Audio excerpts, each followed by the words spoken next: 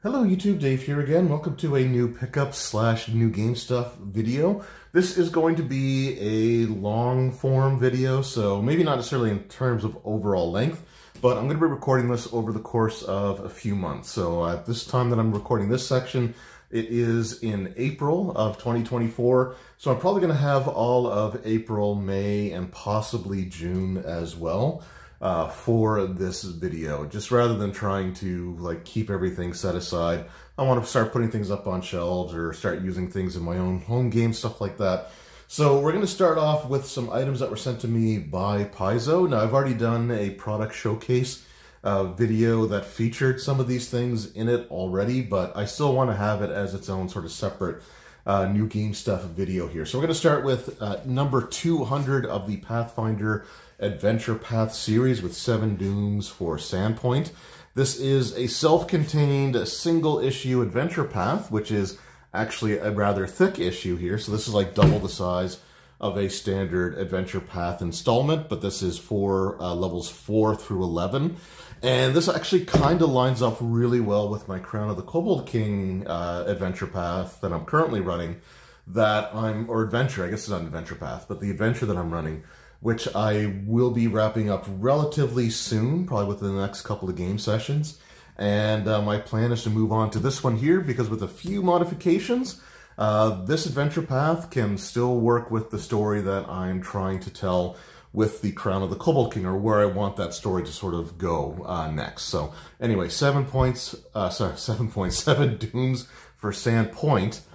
This was sent to me by Paizo, and like I said, I'll be running that for my next part of my campaign. And then we also have the Monster Core, so I will be recording a separate video for this in the very, very near future, but this was also sent to me in the same package with the 7 points for Sand Doom. And yeah, it's just your Monster Core book. That's really all I can say at this point in time, but we'll dive into it a little bit more when I do the individual video here. Also, I picked up my pocket edition of the Player Core, which I like the pocket editions because I've got limited space at my kitchen table where I run my in-person games. And the pocket editions just take up so much less room. It's just far more convenient for me to have those.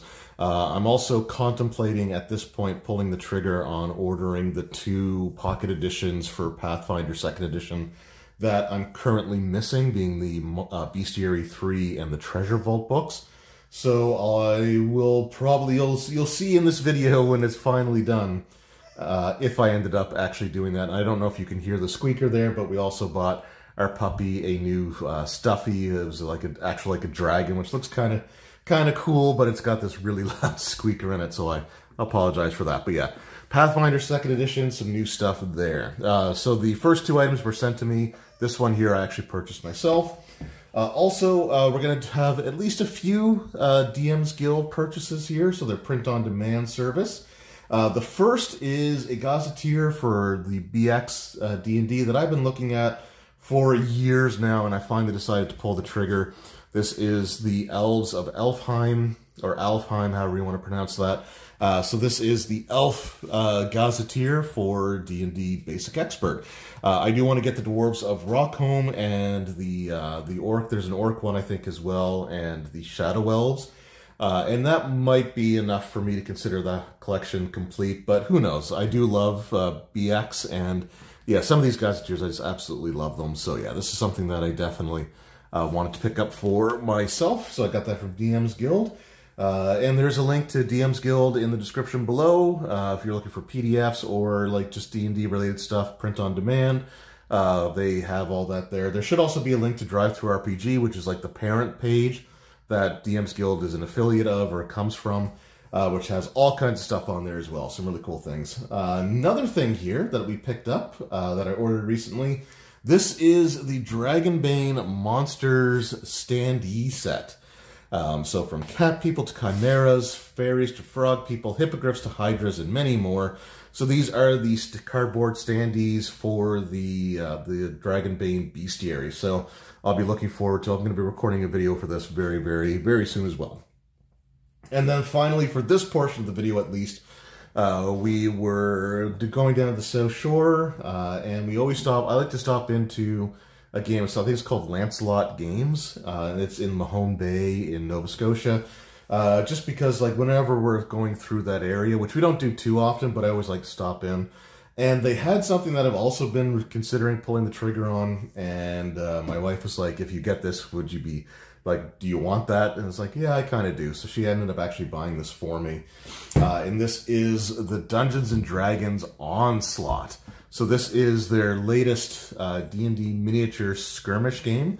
This is being put out by WizKids, obviously. It's sort of the replacement of D&D minis from back in the day. Replacement for like Dungeon Command during the 4th edition era. And I'm going to be recording the unboxing video for this right after I finish recording this section of the pickup video. So again, this is in, I'm recording this on April 15th, 2024. It'll be interesting to see how much other stuff I end up getting in between now and the time that this video goes up, which again should be like May or maybe into like the middle of June, end of June for 2024. So there we go. D&D Onslaught. This is something that I'm really looking forward to. All right, up next we got something really Canadian in my collection. This isn't gaming related, but it is something that I do collect for, and that's this pack of hockey cards from Tim Hortons. So they, once or twice a year, they'll have these things where you can get the pack of cards along with a drink. If you buy a drink, then you get to buy the pack of cards for like $1. So I do have my French vanilla here. Not a fan of their coffee, but I do like their French vanilla, and talk about, like, you know, showing that you're a Canadian, right, in a single picture. I think that does a pretty good job of it. But yeah, so this will go in my collection of sealed card products, along with some boosters of Magic stuff and things along those lines. Up next, we have a couple of things that are ordered from the Paizo website. So this one thing here, I'm not going to get into collecting like this sub-series of like covers for their books or anything, but I kind of at least wanted to get one of them because I thought the concept was really cool. So this is the Pathfinder Remastered Player Core sketch cover.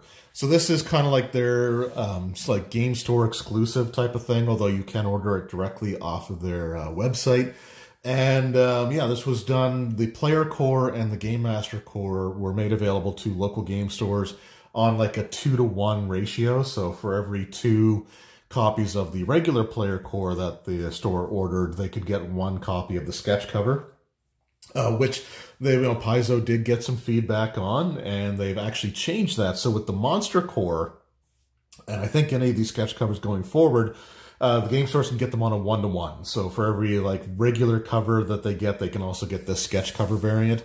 Price-wise, it's the same price as the rule book. Like, there was no differences as far as that goes. And this is going to be just something that sits on my shelf. But what's kind of cool about it is not only does it have like the sketch art, which like when you see it on the website, like it looks like, okay, well, yeah, I guess that kind of looks like sketch. But if you really look at it up close and you can kind of see like the pencil markings and all of that, like this looks really, really cool. As like sort of a first draft for like an art concept for the cover. But what's also cool is that the cover actually has a matte finish to it, except for the elements like the Pathfinder logo, which has a glossy finish, and of course the Player Core there. And on the spine, it's the same thing. The spine itself has a matte finish, but the green parts there, those are all glossy, and the same thing goes sort of on the back there. So like the rule book is glossy, the Paizo logo and Pathfinder logo are glossy, while the rest has a bit of a matte finish. So this will just be sitting on my shelf as something to have in my collection, but not something I plan on using. Because I do have the Pocket Edition, which is going to be the primary book that I use anyway to save space. And then another thing that we have here, this is a Starfinder product. And I'm going to have a video, the actual video of me like going through this book will be available long before this goes up, but I still don't want to spoil anything. But this is Starfinder The Gap. So this is actually technically the first product to be made available for purchase that has the new Starfinder logo on it, which will be used for the Starfinder 2nd edition, or at least the 2nd edition playtest era.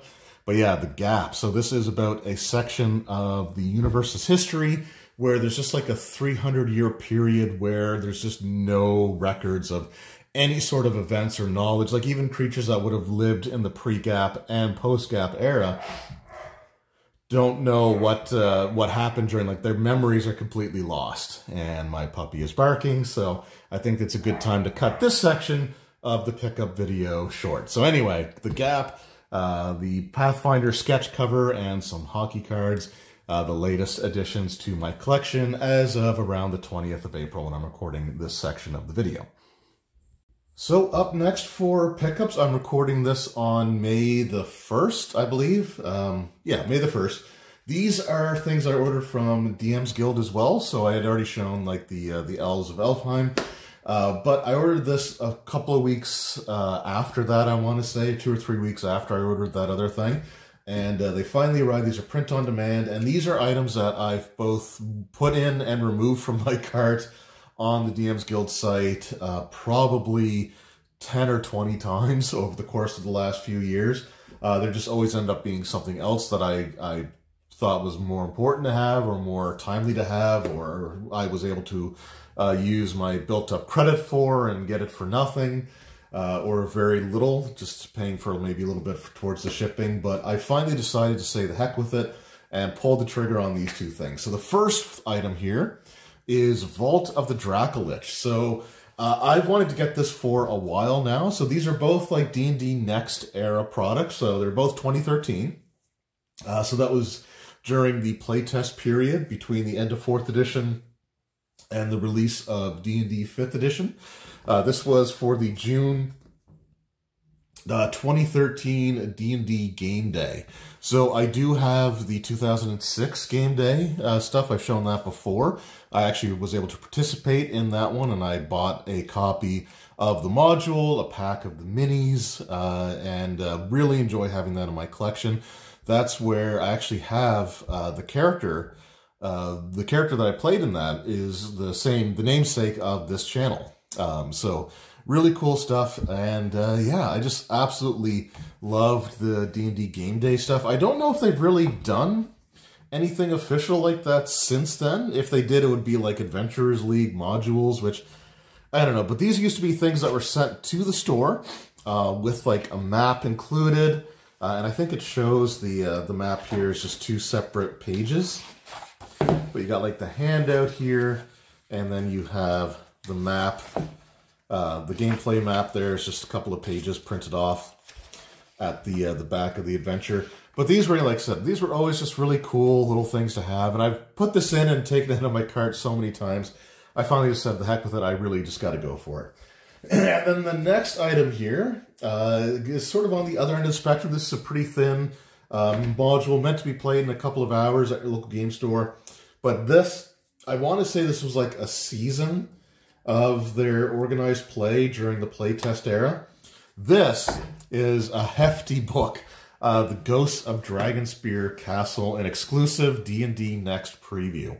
Now, what's interesting about this is it has a barcode on the back, but I don't recall this actually being released for regular purchase.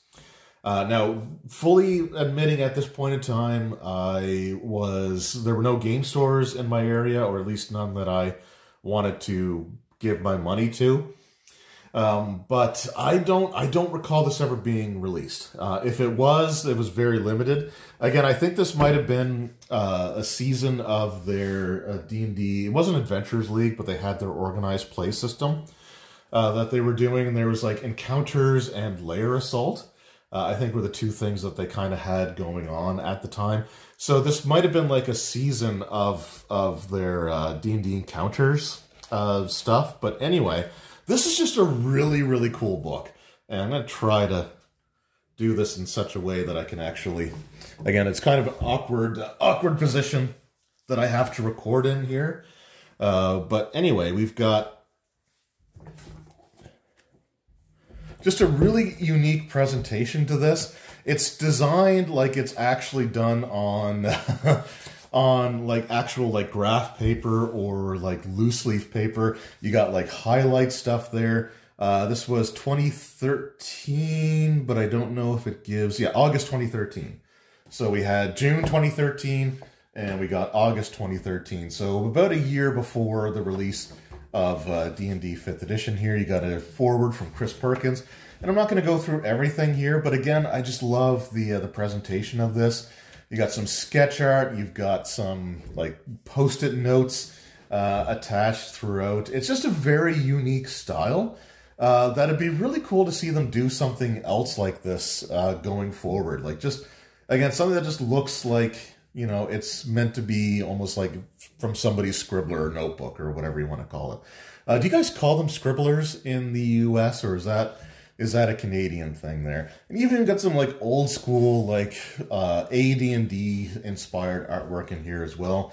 Just again, some really cool stuff. But what's interesting about this is it is a series of adventures, but it's also got some actual like the D&D Next rule set in here. So I don't think this is the same, like the exact same as the finalized rules, but being that this was 2013 and the playtest started in 2012, I want to say a lot of it is probably pretty similar to what we would get as our final product here. But we got like advantage and disadvantage. So yeah, we just got like the basic rules for D&D Next. Now they didn't have character creation in here, unfortunately. I think that's the only thing that's kind of missing from what otherwise might be a pretty cool rule set. Like I don't know if Hinder was actually in action in 5th edition, but you just got some really cool stuff here. I like that hooked horror art. That's really cool looking. You got your spells, and again, you got like the loose leaf design there.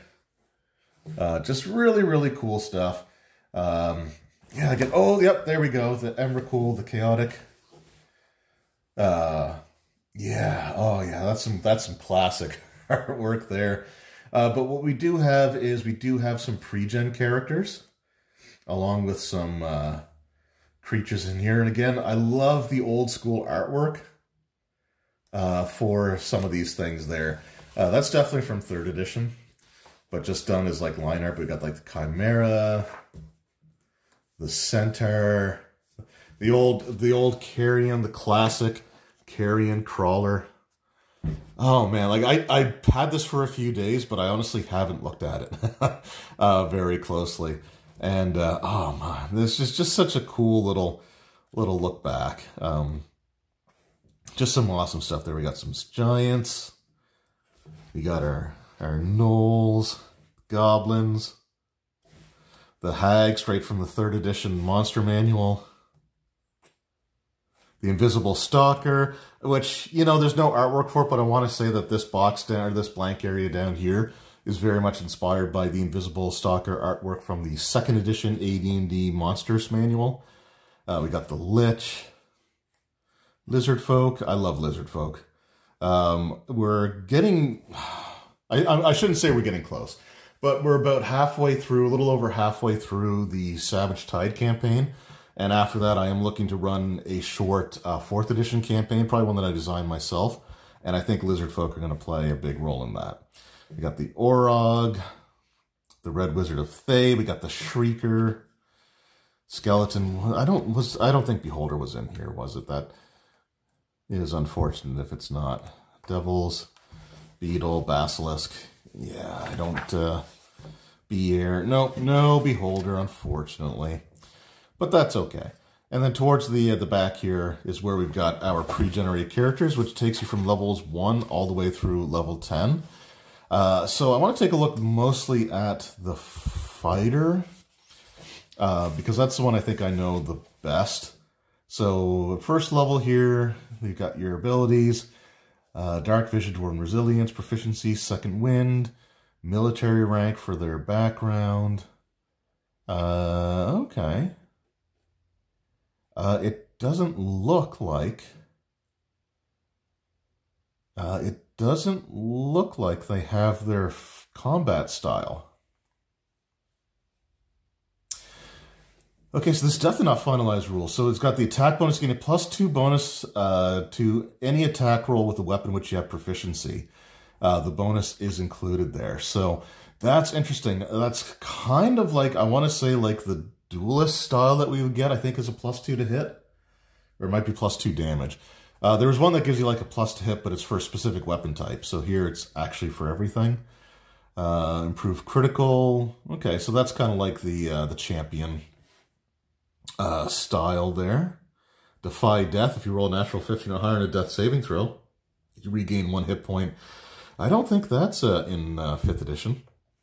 And +1 bonus to AC. That could be like a different fighting style as well. There's like a defensive one where you get +1 if you're wearing armor. But yeah, just really, really kind of interesting. I don't know. I like it. What does the human fighter get? Does he get something that's a little bit different here? Nope, he gets the same attack bonus. Okay, armor bonus. So yeah, not quite the finished product that we would have, but still really cool nonetheless. And there's the old D&D Next character sheet that we never quite got. I don't know how I feel about this one, to be completely and totally honest. But it is neat. It is neat to see them do a little bit different stuff there. So anyway, and then just some notes and signatures, because again, this was designed for organized play for Adventures That Connect the Forgotten Realms, a mini campaign, levels 1 through 10. Just anyway, just a nice, awesome, nice thick book here. So this is something that I've wanted for a while, and I'm glad that I finally just said the heck with it and pulled the trigger on getting it. So there we go. Alright, so it is now close to the end of May when I'm recording this section of the video, and it's been a little while since the last time I did a portion of like the new game stuff video recordings. So we got a few things here to go over. I'm going to start with some stuff from Paizo. These are items that were sent to me by Paizo for the purposes of doing some videos. So I will try to have something for some of these out in the very, very near future. But first, we've got ourselves a couple of flip mats, and I don't recall if I had shown this one before. I was looking at the last video that I recorded for this, or the last video clip, I should say, that I recorded, and I didn't see it in there. So I'm pretty sure I haven't shown it yet, but if I did, well, I'll try to make it quick. But this is the Pathfinder Showtime multi-pack.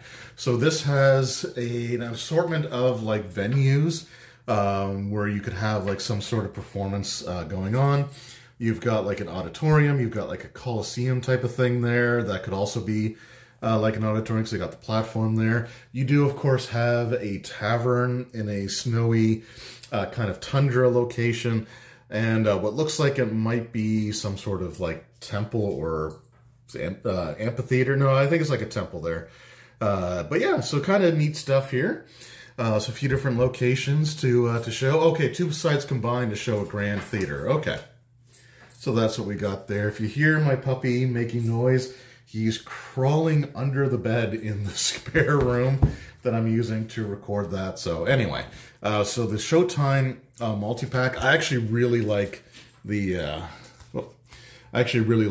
the in there. I think that one's going to be really, really useful. Then the next one we have here is the Pathfinder flip mat for Treasure Trove. Now this one actually looks really, really cool. This could be, basically this here could be like a Black Dragon's Lair, which is probably what I would use it for. And then you got like some sort of temple or location above ground. So they might be connected to one another. Also like the magic circle on the map there as well. So really, really cool stuff. Just gonna turn that light down a little bit. All right, in addition to that, we do have some adventures for Adventure Path installments for Pathfinder 2nd edition.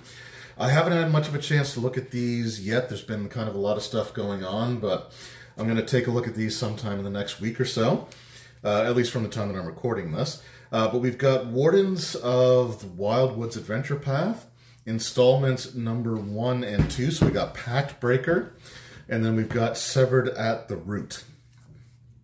So it'll be interesting to sort of take a look at these and see what we have here. But yeah, it looks really, really cool. I love their adventure paths. So I'll be taking a look at that, like I said, in the very near future. We also have a Pathfinder Lost Omens New World Guide. We've got the, and I hope I'm pronouncing this right. If I'm not, I apologize. We got the Tanzai World Guide. So this is the setting for like Pathfinder Galarian's Asian-inspired portion of the world of Golarion. It does come with a map here as well.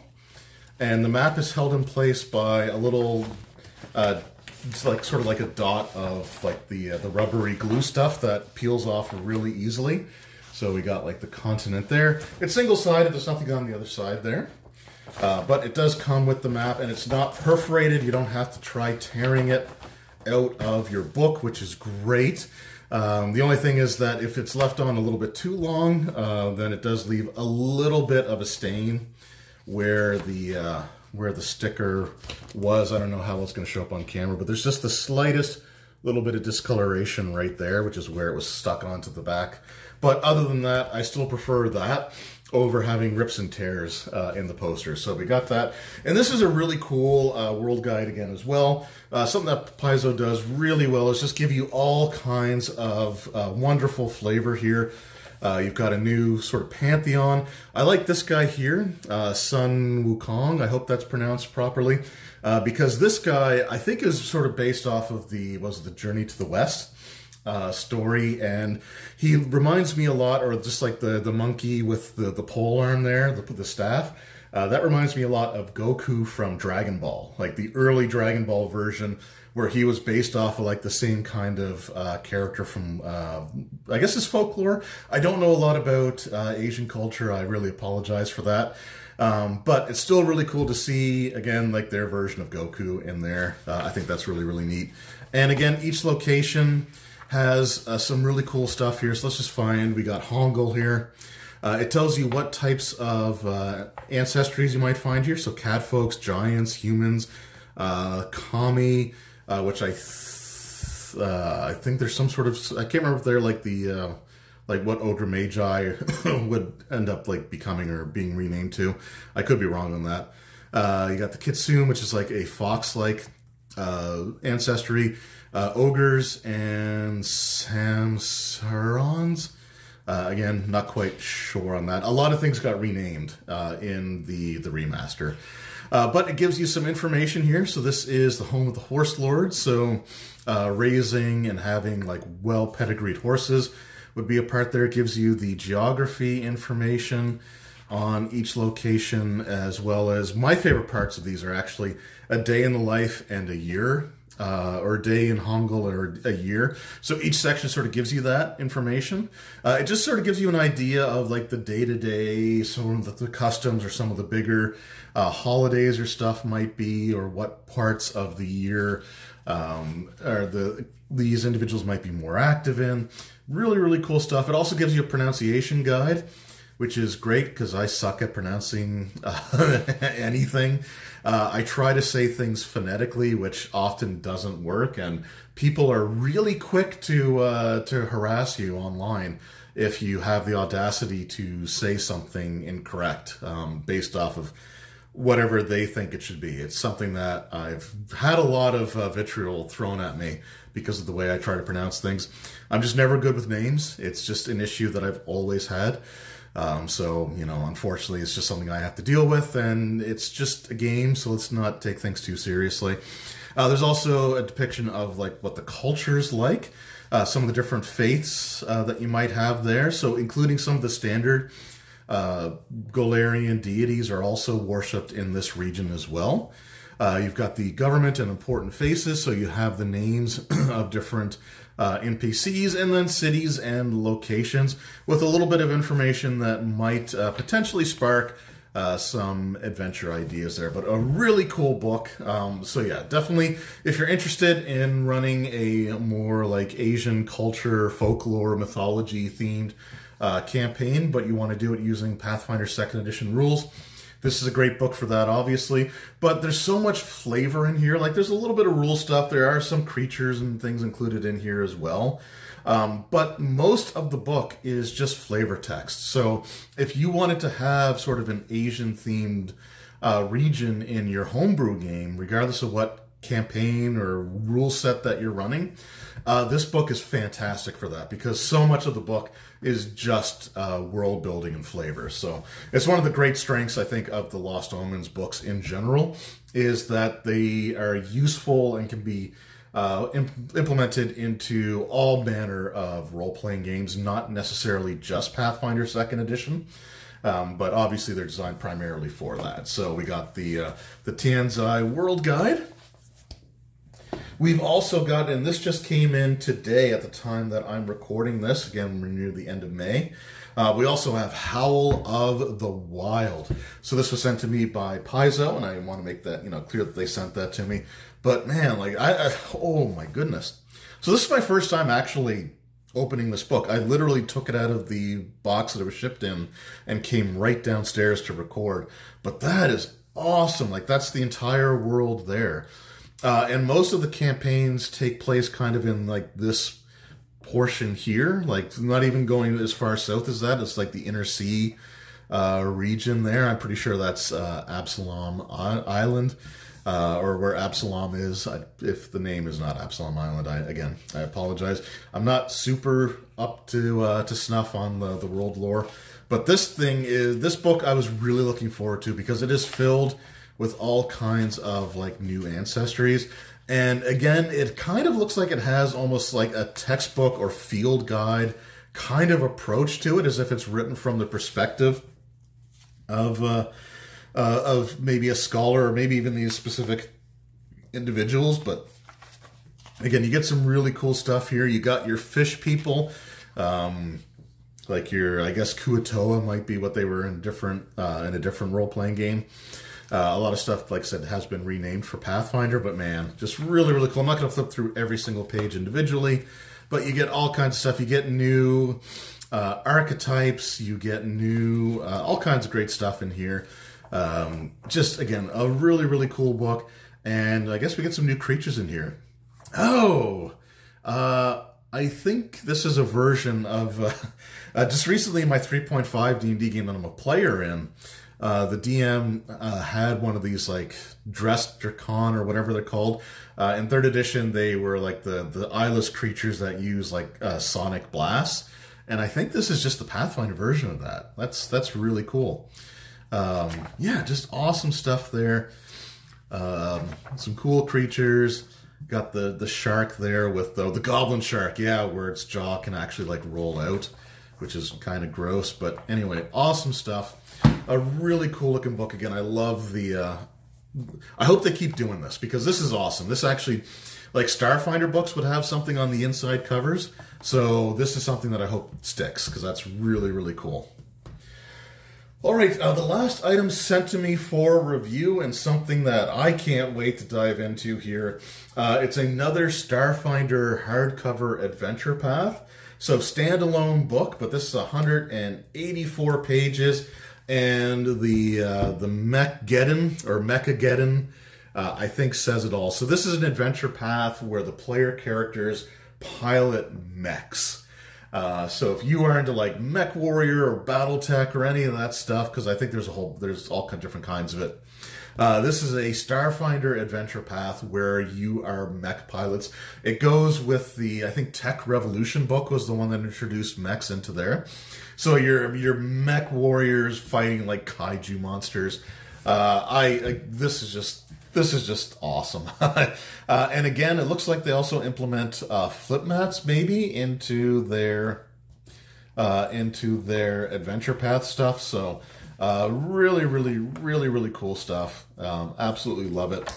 And yeah, can't wait to check this out a little bit more. I think this is the final product release for 1st edition Starfinder. The playtest for the 2nd edition Starfinder, which is based off of 2nd edition Pathfinder, is coming out very, very soon, and I cannot wait for that to release. And I already have the adventure book pre-ordered. And I can't wait. I can't wait to get it. I definitely plan on running the playtest with my at-home in-person group, and I can't wait. Anyway, Starfinder Mechageddon. If you wanted to be a mech pilot and fight giant monsters, I think this is going to be the campaign for you.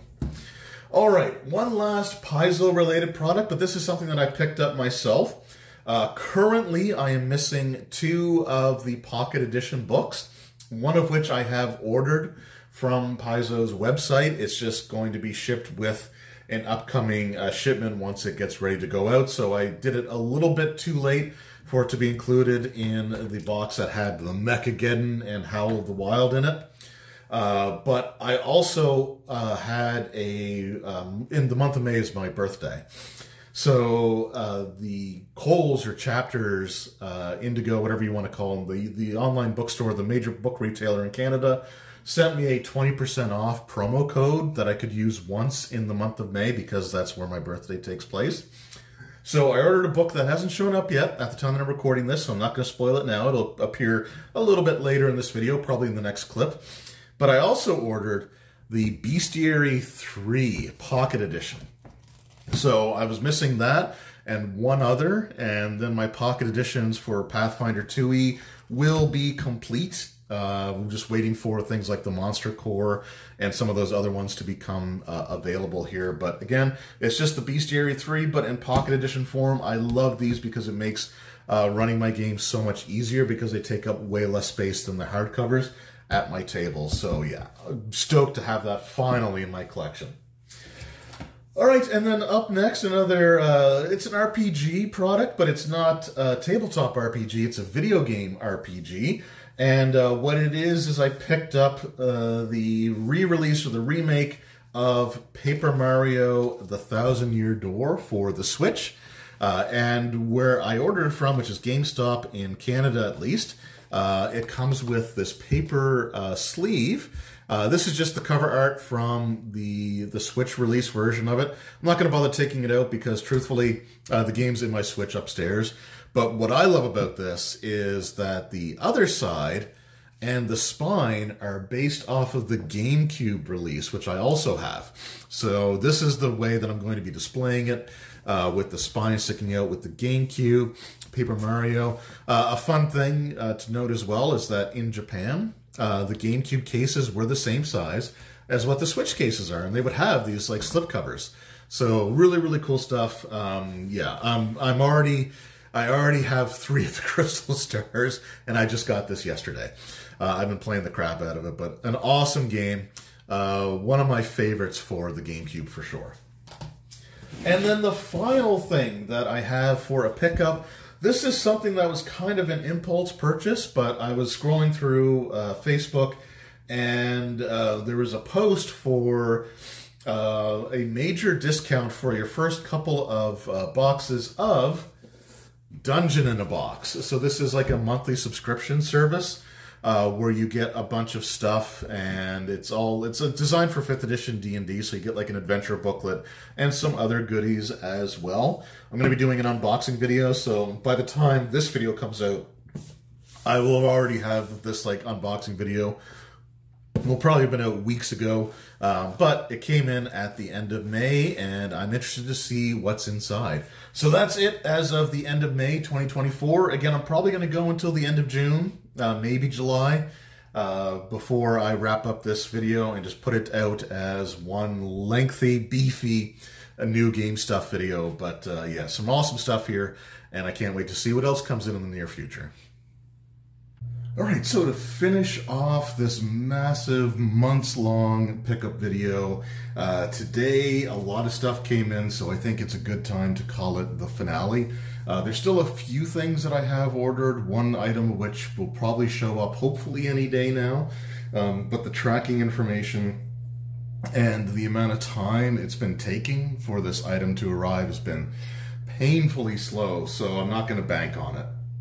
Anyway, this is near the end of June, but these are things that I ordered in the month of May because the month of May happens to be when my birthday is. But there's a couple of other things here that I want to start off this section of the video with. Speaking of the month of May and like the whole birthday aspect of it, WWE Shop finally relisted replica belts on the Canadian site. So for months, they had the replica belts completely removed. You couldn't find them. There was no listings. It wasn't even like an out-of-stock situation. They were just completely gone. I'll talk about this more when I get to the actual video, but like a week after they unlisted all the belts, one of my wish list items came on there. But when the belts were relisted, they had a 30% off sale like the next day. So I jumped on the opportunity to pick up the 1986, the WWE Championship replica. Not going to show it here in this video because I will be doing a full review, which will probably go out before this video does. I'm going to be in Toronto for a week, speaking of wrestling, to attend SmackDown, Money in the Bank, and NXT Heatwave. So I'm going to be doing some wrestling related videos that I'm going to record now that will be uploaded and will be premiering, or I guess not really premiering, but will be going live the week that I'm away. So I end up getting that. I can't wait to do the video on that and some other things surrounding it. But we had a large planned power outage here where I lived Saturday night going into Sunday morning. It was to replace some equipment, and it was from midnight till 8 a.m., except when 8 a.m. came, they pushed it back to 8:30, and then when 8:30 rolled around, they pushed the restore time back to 9. So at first, my wife and I were just going to go out and just grab something for breakfast, but she decided on a whim that we were going to go to the city, and we took our puppy, who was just getting out of his 2-week or near 2-week confinement there after being neutered and fixed. So we ended up going to the waterfront, and we checked out a few stores, including one that I hadn't been to since before the pandemic hit. So it's been that long since I visited it, but it is the Monster Comic Lounge in Halifax. And I wanted to get something while I was there, so I was taking a look, and I ended up picking up this. So this is Dragon Magazine Annual for 4th edition D&D. I do have Dungeon Magazine Annual, and I don't think there were any other annuals. I don't think they did like a Dungeon Annual 2 or a Dragon Annual 2 to the best of my recollection. But I had Dungeon, so I thought I may as well pick up the Dragon Magazine Annual. They had a few other books there that I was tempted to pick up, like they had the 3rd edition Unearthed Arcana, which was all a whole bunch of like supplemental, like optional rules. But at the end of the day, I was never going to use it, so I decided to opt out, and I picked this up instead because it does connect with something that I already have in the collection. So it'll look good with Dragon Magazine and Dungeon Magazine Annual on the shelf there. On our way back, I went to Chapters, which is like our big Canadian bookstore chain, and I picked this up with some guidance from a few different viewers who let me know about this. So the item that I picked up is the alien novel Enemy of My Enemy. And I read the first chapter while we were like in the car waiting to get some takeout before we made our way back from the city to home. And, you know, I don't own any of the alien novels, so the first chapter was kind of neat. It started off in a very cliched way, obviously, with xenomorphs being experimented on and getting free. But it was still pretty cool. But the main reason that I wanted to get this is because of the bonus feature, an exclusive new role-playing game scenario for the Alien role-playing game, which I'm recording this on, oh geez, what's the date today? The 24th, I think, is the day that I'm recording this, and it's on a Monday.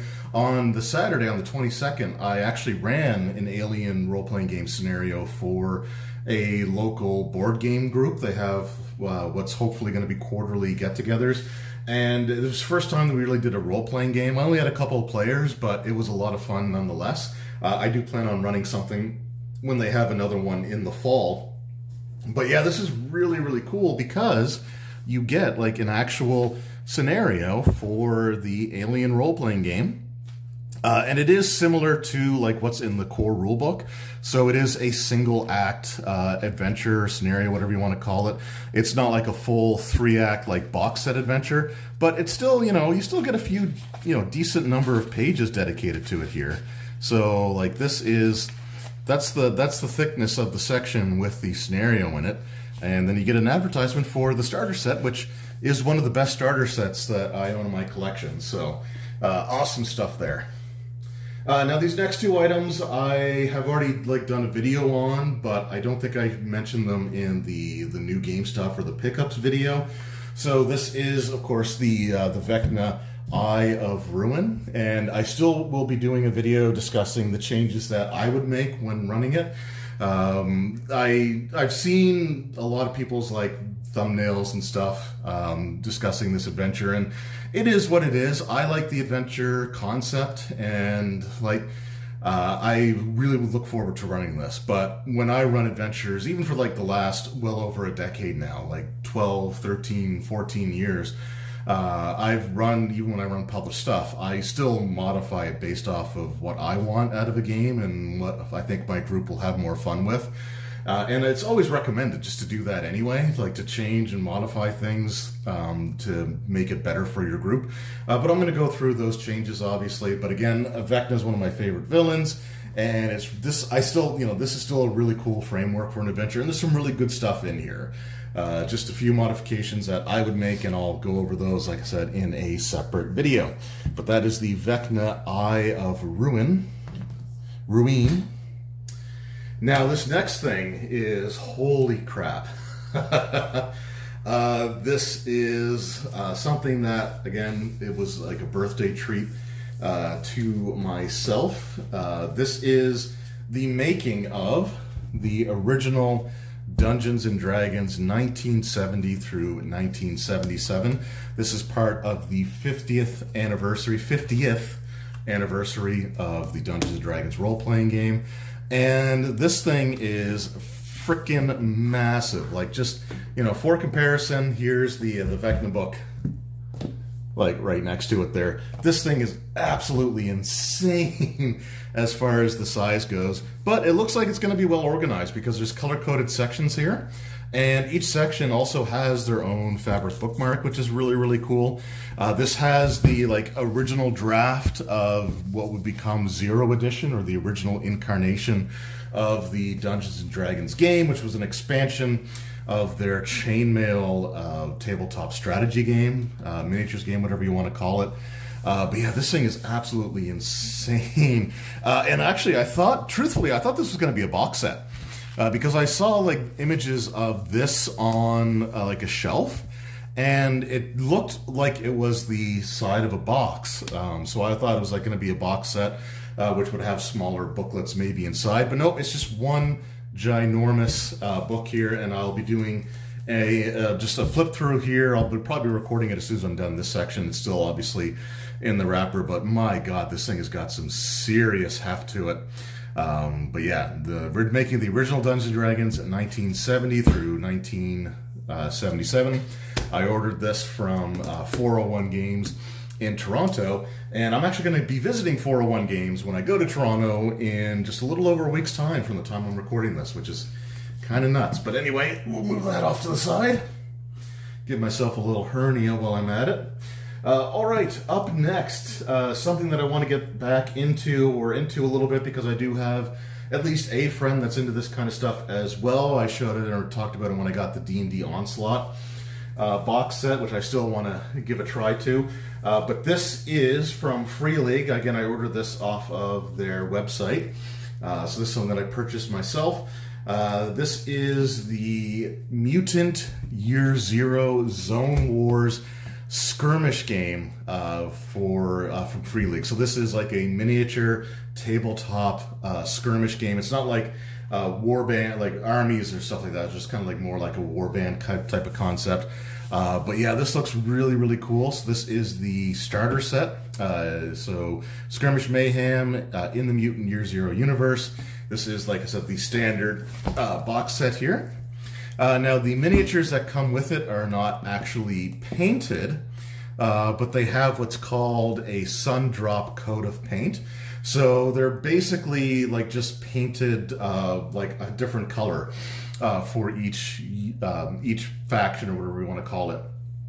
So you have to paint them yourself if you want to, which I might get to eventually, but at least they do paint them different colors. And this just came out. It just released, although it does have the year 2023 on there.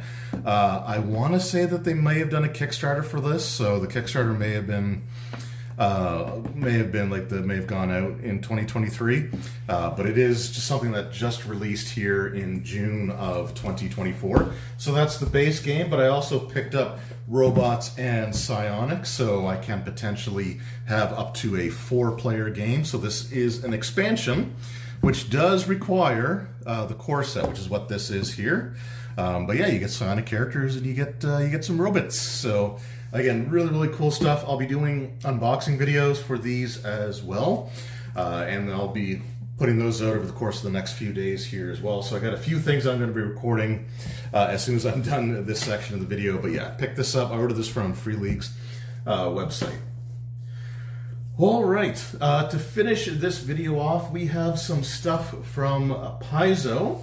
So these are some items that were sent to me for the purpose of making some videos on, or just raising awareness of. So I'm going to start with these first, but there is one item that I ordered from their site, which they shipped off with this set of review copies of things here. So the first thing that we got is the Pathfinder Flip Mat Basic Environments. And again, this goes really well with the fact that they just re-released or released the remastered stuff not that long ago.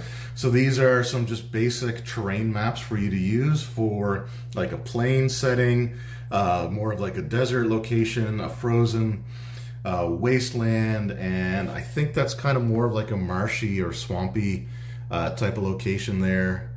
Deep forest, deep forest, okay. Deep forest, grassy plain, rocky desert, and polar landscape. So yeah, awesome stuff there. And I love flip mats. Again, these are really, really cool, and just the basic ones you reuse the crap out of. Great stuff there. They also sent part 3 of 3, Wardens of Wildwood. So I haven't really had a chance to look at much of this stuff. The last couple of weeks we've been spent with our puppy, taking care of him. He had his surgery to get fixed, and we've dedicated, like I've been sleeping on a mattress on the living room floor for the last almost 2 weeks now. My wife's been sleeping on an air mattress on the floor for most of that time as well. So this, like the day I'm recording this, it's gonna be the first time we're sleeping back in our bed. So my back has been killing me for the last week. But I will be taking a look at these here and giving my thoughts on the campaign hopefully very soon as well. And the next thing here is something that I'm really excited for because it would help when I'm running my games because some terminology has changed. We have the Pathfinder Core GM screen. So this is for 2nd edition remaster, which is noted there up in the corner. It also has like the green lettering and stuff, the green backing to let you know that this is designed for the remaster. And yeah, I'm actually going to be running a Pathfinder game later on this weekend, an in-person Pathfinder game, so I'll be really stoked to use the screen again. I will be recording a video going over the screen, and that video will be out before this video releases, but really awesome stuff there. All right, and then the final item that was sent for review is also pretty freaking massive. This is the Pathfinder 2nd edition Monster Core Pawn Box. So this is actually really great because I think I've got the 2nd and 3rd Bestiary pawns, but I don't have the original Bestiary pawn set. I never ended up getting that. So this is great for me because I was missing that, and a lot of the creatures in the remaster Monster Core are taken from all three of the bestiaries, but just have some basic things like trolls and things along those lines. Really, really cool to have. But yeah, I love the artwork on here. This box is huge. The box, it was pretty beat up that this stuff was shipped in, which is not Paizo's fault. Like, they do package it really, really well. But it does look like something heavy was sitting on this because it's kind of smushed the upper box there. But I can feel that there are definitely bases included. And I'll be doing a video going over this as well. But yeah, the monster pawn box there with 415 pawns included. Absolutely insane stuff. So awesome, awesome, awesome. Right, and then finally, this is the item that I purchased myself from Paizo, which they included in the order. I paid the shipping for the whole thing, and then I paid for this particular item as well. But I needed this to finish off one of my, I guess, subset collections, whatever you want to call it. But let's go ahead and just take a look at what we got here. Hopefully it's the right thing. It should be. It looks like it. So we've got the Pathfinder Treasure Vault Pocket Edition. So Treasure Vault is an absolutely awesome book. It's just filled with like equipment, magic items, things along those lines, but it's written from the perspective of this little kobold here, who is kind of the, I guess, administrative assistant to this dragon. And you get a lot of like, just like in character descriptions for like the beginnings of chapters and stuff like that. Not so much the items, but at the beginning of chapters or different like segments of each chapter, it's written as if it's from the perspective of this lowly assistant character. Really, really cool stuff. So there we go. So that was my pickups video for essentially, I believe this is like from April of 2024 through until the end of June 2024. So a pretty significant period, a lot of stuff that I've added to my collections or things that have been sent to me. Just a really, I guess I wasn't expecting it to be so much stuff. Again, there's one item I really wish would have shown up as well, but I'm not going to put this off any further. I'm going to record some like opening and unboxing videos of the stuff that I have here, which will be going up the week that, or this, like the week that I'm recording this. So this video will be out well after all that stuff. But yeah, a lot of stuff added to the collection. So let me know in the comments below, what are some of the items that you've been adding to your collections going for the last little while. You guys always have some really great pickups or some really cool items that you find. So let me know that in the comments below. Thank you everyone for your time, and like every single view on a video that I do means the world to me. So I want to thank you for taking time out of your day to check this out.